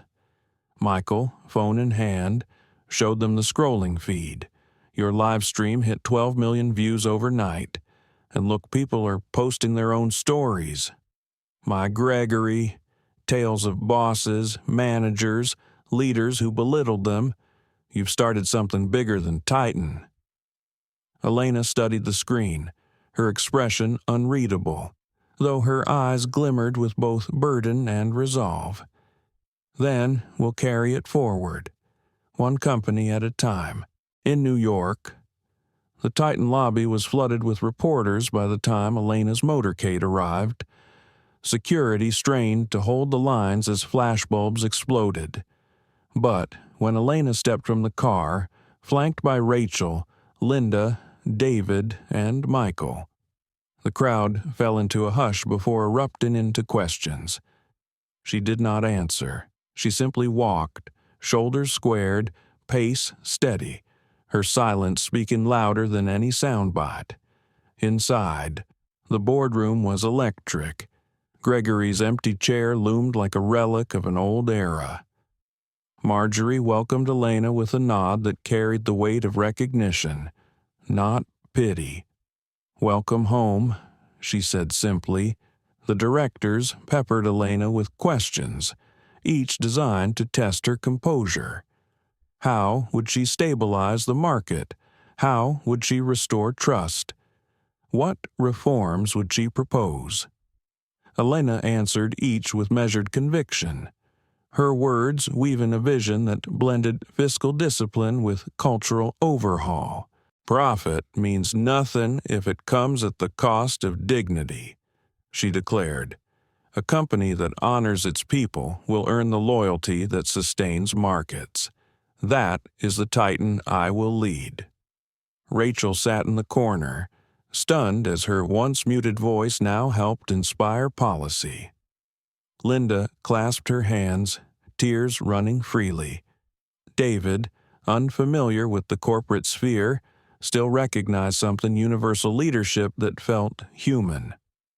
Michael continued to stream, his feed breaking records as viewers watched the rare moment when power shifted in real time. When the vote was called, the decision was unanimous. Elena Carter was officially and publicly installed as Chief Executive Officer of Titan Industries. The announcement sent another shockwave across the globe. Financial tickers steadied, then climbed. Employees at Titan facilities cheered in cafeterias and hallways, some crying, others embracing, on social media. Workers posted photos of themselves under the hashtag #We'reTitan. Voices once silenced now surging into chorus. Gregory, still in custody, raged against the news, but his voice no longer mattered. The corporate earthquake had leveled the ground beneath him, and in its place rose something sturdier. As Elena stood at the head of the boardroom table, cameras flashing through the glass walls, she felt the weight of both expectation and possibility. For the first time in the Titan's history, its leader wasn't defined by entitlement or legacy. She was defined by resilience, dignity, and vision. But deep inside, Elena knew the journey was just beginning. The world had placed her on a pedestal, but it would just as quickly test her every move. She glanced toward Rachel, Linda, David, and Michael. They weren't just companions anymore. They were her compass. "Let's get to work," she said softly, almost to herself. Yet, in the silence that followed, every person in that room understood a new era had begun. The boardroom vote had ended with thunderous certainty. But the morning after, Titan's skyscraper in Manhattan hummed with a nervous energy. The air was thick with rumors, cautious hope, and the buzz of reporters camped outside. For the first time in years, employees lingered in the lobby not out of fear of being watched, but out of anticipation. Everyone wanted to glimpse the woman who had toppled Gregory Vaughn without raising her voice. Elena Carter rose before dawn, her mind restless though her body longed for rest. She had barely slept since Nevada. Instead, she paced her hotel room, the weight of new responsibility pressing on her chest. The world had watched her declaration, but declarations were easy. Sustaining trust was harder. She dressed simply a navy suit, no jewelry but a modest watch, and walked into Titan headquarters as though she had always belonged. Yet she carried with her not just the authority of a CEO, but the memory of every humiliation she had endured, and the voices of those who had stood by her when she was still just a passenger under attack. Rachel Stein met her in the elevator, her folder clutched tightly. "They've scheduled your first all-hands address for noon. Every office, every factory, every satellite will tune in. That's hundreds of thousands of employees waiting to hear what Titan will become." Elena nodded, though her pulse quickened. She had spoken to boardrooms and summits, but this was different. This was intimate, collective. This was about hearts, not headlines. Thank you. Rachel, you'll stand with me. Rachel blinked, startled. Me? Yes. The world needs to see the woman who documented the truth when no one would listen. Rachel's throat tightened, but she nodded. For years she had been invisible. Now, her presence would matter, down in HR. Linda Hayes rehearsed lines for a smaller address Elena had asked her to give to mid-level managers. Her hands shook as she practiced in front of a mirror. She wasn't used to speaking, not after decades of silence, but Elena had told her, "Your silence was survival. Your voice now will be courage." Linda repeated those words like a mantra. Meanwhile, Michael Tran sat at a cafeteria table, watching his follower count skyrocket. His live stream from Nevada had been replayed on every major news outlet, dissected by commentators, praised for exposing injustice. But the notifications overwhelmed him. Brands wanting sponsorships, activists inviting him to panels, strangers thanking him for courage. He wasn't sure if he felt ready, but Elena's quiet nod of gratitude last night gave him purpose. David Lopez, never one for suits, tugged uncomfortably at his borrowed tie as he followed Elena through the corridors. He wasn't here for board politics. He was here because she asked him to stay. He knew his calloused hands and working-class grit didn't belong in glossy skyscrapers, but he also knew Elena valued loyalty more than Polish. That alone was enough to keep him grounded. At noon, the auditorium was filled beyond capacity. Employees stood shoulder to shoulder, eyes wide, breath shallow. Screens across the globe flickered to life. The image of Elena Carter appeared, standing at a podium beneath the Titan logo that once symbolized arrogance but now hinted at rebirth. Her voice began steady, intimate. "Good afternoon. My name is Elena Carter. Some of you met me last night in the most unexpected way. For the rest of you, this is our first meeting. I want you to know I am not here to lecture. I am here to listen. I am not here to demand loyalty. I am here to earn it." Murmurs spread. This was not the language they expected from a CEO. Elena leaned closer to the microphone, her tone softening. "I've heard your stories. I've read the buried complaints, the whispered accounts of fear, the unspoken exhaustion of working under Gregory Vaughn's shadow. Let me say this plainly, those days are over.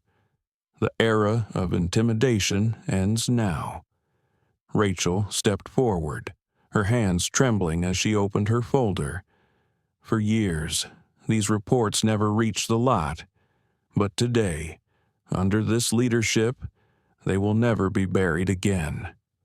She placed the folder on the podium with quiet finality.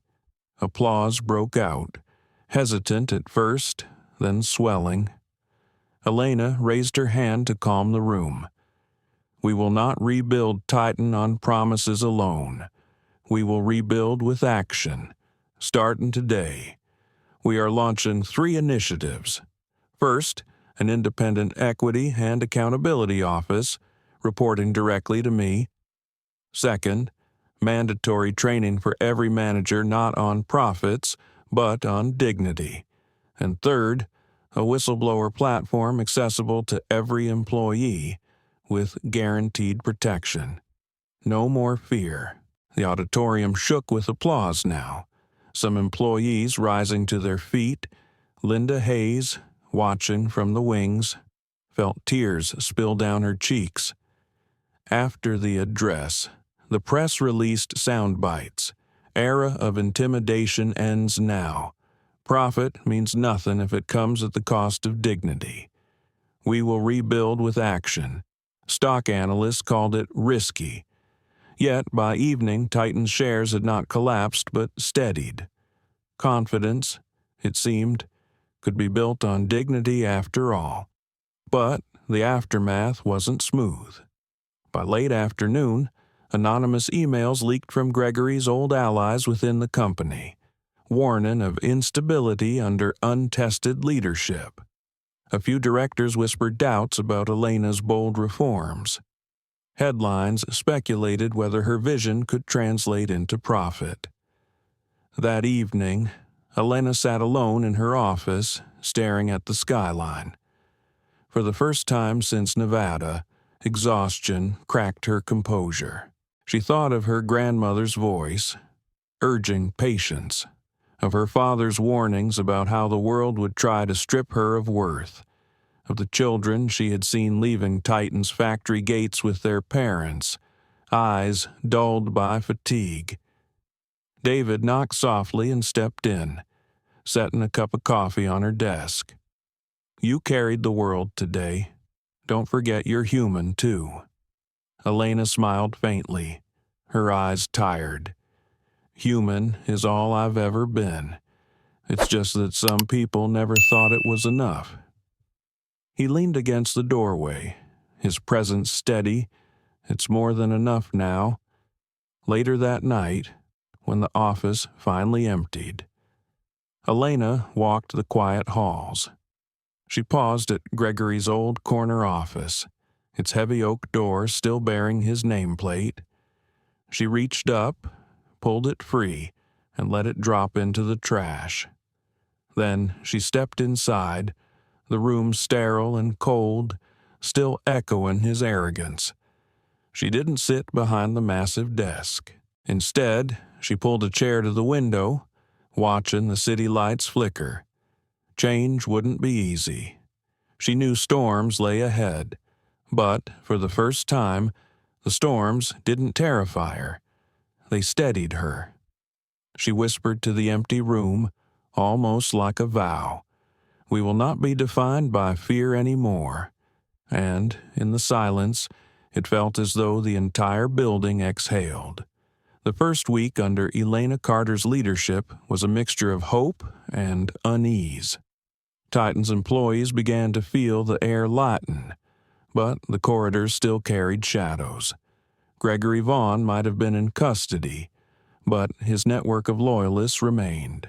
Some were managers who had benefited from his rule, others executives who feared losing their privileges under Elena's reforms. It started with whispers. Anonymous memos circulated, claiming her whistleblower initiative was a witch hunt that would cripple productivity. A forged spreadsheet leaked online suggested Titan's finances were on the brink of collapse. Commentators who once praised Elena suddenly questioned if she was too emotional to lead. Rachel Stein was the first to sense the pattern. She rushed into Elena's office one morning, her folder clutched like a lifeline. "This isn't random. Someone is orchestrating it, seeding doubt, feeding the press." Elena leaned back, her face calm though her heart raced. She had expected resistance, but not so soon, not with such precision. "Gregory's allies," she said softly. "They've lost their king, so they wage war in shadows." Linda Hayes, who had been meeting with mid-level managers, confirmed it. "Some of them are stalling. They nod at reforms in meetings but refuse to carry them out. It's sabotage dressed as compliance." David Lopez slammed his hand against the table. "Cowards. They don't have the guts to face you directly, so they hide." But Elena raised her hand, steadying the room. "Rage is what Gregory thrived on. If we fight shadows with fire, we'll only burn the house down. We need light truth, transparency." That afternoon, Elena called for a town hall meeting broadcast to every Titan office worldwide. She stood on stage without notes, her posture firm. "Some of you have heard rumors. Some of you fear change will break us. I will tell you this. The only thing that will break Titan is the refusal to change. Transparency is not a weapon, it's our shield. Dignity is not a cost, it's our profit. And fear will not be our language anymore. The hall erupted in applause. But Elena knew applause was not enough. Afterward, she asked Michael Tran to track the origin of the forged documents. His digital instincts were sharp, and within hours he traced them to a cluster of emails routed through private servers tied to Gregory's closest deputy, Charles Morton, a senior VP still sitting comfortably in a corner office. Elena convened an emergency board session. When she entered the room, Charles already sat with arms folded, smirk carved across his face. Really, Elena, chasing ghosts. The company needs stability, and you're busy with witch hunts. The market doesn't like uncertainty. Marjorie Clean, seated at the head, handed him a file. Michael traced the leak directly to your authorization codes. Charles scoffed. Fabricated. Do you really trust some kid's live stream detective work over a seasoned executive? Elena's voice cut through, calm but sharp.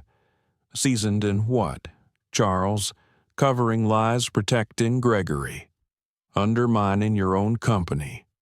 The room went silent. Charles's smirk faltered. Rachel spoke, her voice trembling but resolute. I filed reports about your intimidation, Mr. Morton. They were buried under Gregory. They won't be buried now. Charles turned red, but Elena leaned forward, her eyes unblinking. You have two choices: cooperate with transparency or step aside. There will be no middle ground. For the first time, the board murmured in agreement. Marjorie cleared her throat. Charles, your time here is over. Effective immediately. Security escorted him out, his protests echoing down the hall. It was the first visible crack in Gregory's shadow network. Yet the pushback didn't stop. The following day, a strike broke out at one of Titan's major factories in Ohio. Workers complained of unsafe conditions, but insiders whispered the unrest had been stoked by Gregory's former enforcers to destabilize Elena's leadership. Elena flew to Ohio without delay. Cameras swarmed as she walked straight to the picket line, where workers held signs not just of grievance but of desperation. She didn't send spokespeople. She went herself, face to face with grease-stained workers, her heels crunching on gravel. One worker, his voice hoarse, shouted, "We've heard promises before. Why should we trust you?" Elena didn't answer immediately. She stepped closer, removed her jacket, and picked up one of the signs herself. The crowd hushed. "Because I won't ask you to fight alone," she said, her voice strong but tender. "If conditions here are unsafe, I will see them with my own eyes. If equipment is broken, I will stand on the floor until it's fixed. Your dignity is my dignity. That is the company we are going to build." The workers exchanged stunned looks. No Titan CEO had ever stood among them, let alone held their sign. Slowly, applause broke out, then cheers. By evening, the strike had dissolved into open dialogue. Back in New York, headlines shifted: Carter walks the line, CEO joins workers on strike, from tarmac to factory floor. Analysts began to see her not just as a disruptor, but as a reformer capable of stabilizing Titan from the ground up. But the resistance adapted too. Late-night news shows replayed footage of Elena at the strike, with pundits debating her motives. Some praised her courage, others sneered at it as performative. Anonymous op-eds appeared, painting her as inexperienced, emotional, unfit. That night, Elena sat in her office, exhaustion pressing down. She thought of her grandmother's stories, of ancestors who survived worse indignities with nothing but faith and grit. She whispered into the quiet, "They endured. So will I." Linda entered softly, carrying tea. "You've lit a fire?" "Elena. And fire draws both warmth and attack. But I've never seen people believe like this before. They believe in you." Elena touched the mug, letting the warmth seep into her palms. Belief is fragile. We have to protect it, not for me, but for all of us. David leaned in from the doorway. "Then, let's guard it with everything we have." And, though the storm outside gathered strength, inside that office there was resolve, clear, steady, unyielding. Winter settled over New York, draping the skyline in frost, but inside Titan Industries the air felt warmer than it had in decades. Weeks had passed since the sabotage, the whispers, the strike. Where doubt once thrived, there was now cautious belief. The reforms Elena Carter had promised were no longer words, they had become action. The Independent Equity Office opened its doors, staffed not by career bureaucrats but by people like Rachel Stein, who had lived the silence of buried complaints. Training sessions rolled out across every division, not as sterile lectures but as workshops rooted in real experiences. The whistleblower platform launched, and within hours, the first reports poured in not of malice, but of hope. Employees wrote not only about misconduct but about moments of dignity worth celebrating. Elena spent her days shuttling between board meetings and factory floors, between press conferences and quiet conversations in hallways. She knew every gesture mattered. One morning, she sat in the cafeteria beside a group of junior engineers. "How's your project?" she asked. Not as a figurehead, but as a colleague. They stared in disbelief, then launched into stories of late nights and trial runs. By the time she left, laughter had replaced stiffness. But the true test came when Gregory Vaughn's trial began.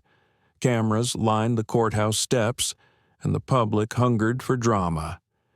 Gregory entered in a tailored suit, his hair tamed, his smirk practiced. He claimed innocence, painting Elena as an opportunist who had staged her rise. His lawyers argued the knife had been a misunderstanding, the distress call a mistake. Yet the prosecution had more than evidence. They had witnesses. Rachel testified about years of intimidation. Linda described the silence she had carried, now lifted. David recounted Gregory's violence on the tarmac. Michael presented the uncut live stream, every word and gesture preserved. And finally, Elena herself took the stand. She spoke without bitterness, her tone even. "This is not about vengeance. It is about truth." Gregory Vaughn believed leadership meant domination, but domination breeds only fear. Leadership is service. Leadership is dignity. That is what this trial must remember. The courtroom fell into a silence so heavy it seemed the walls leaned in to listen. Even Gregory, for a flicker of a second, dropped his mask. The verdict was swift guilty on multiple counts of endangerment and obstruction. As Gregory was led away, cameras caught Elena walking calmly down the courthouse steps. She did not gloat. She did not smile. She carried herself as she had on that night in Nevada, still, steady, letting dignity speak louder than spectacle. Back at Titan, the verdict sparked a new wave of momentum. Employees filled the lobby with applause when Elena returned, not for the downfall of Gregory, but for the rise of something new. The company's stock climbed steadily, not in spikes of speculation, but in the slow, confident rhythm of trust regained. Rachel, once invisible, now led the equity office, her folder replaced by a desk overflowing with reports and solutions. Linda became a mentor in the training program, teaching managers how silence can be broken with compassion. David took a permanent role as head of workplace safety, his plain-spoken wisdom grounded in lofty visions.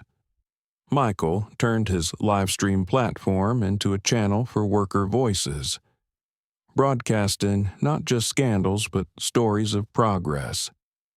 Marjorie Clean, silver hair gleaming under boardroom lights, stood beside Elena one evening after a long meeting. "You've done what few thought possible. You didn't just take Gregory's place, you changed the game entirely." Elena looked out at the city skyline, the lights reflecting in her eyes. "This was never about me replacing him. It was about proving that dignity isn't a weakness. It's a strength, stronger than fear, stronger than arrogance." In the months that followed, Titan became a case study. Business schools analyzed it, activists praised it, competitors studied it, hashtags faded into history, but the culture remained. Employees walked taller, investors trusted deeper, and customers spoke of Titan not just as a brand, but as a company with a conscience. Yet Elena knew legacy wasn't written in headlines. It was written in quiet moments when a worker spoke up without fear, when a manager listened without judgment, when a decision favored people over profits and still brought success. Legacy was not one woman, it was the collective. One spring afternoon, Elena visited the Nevada airstrip where it all began.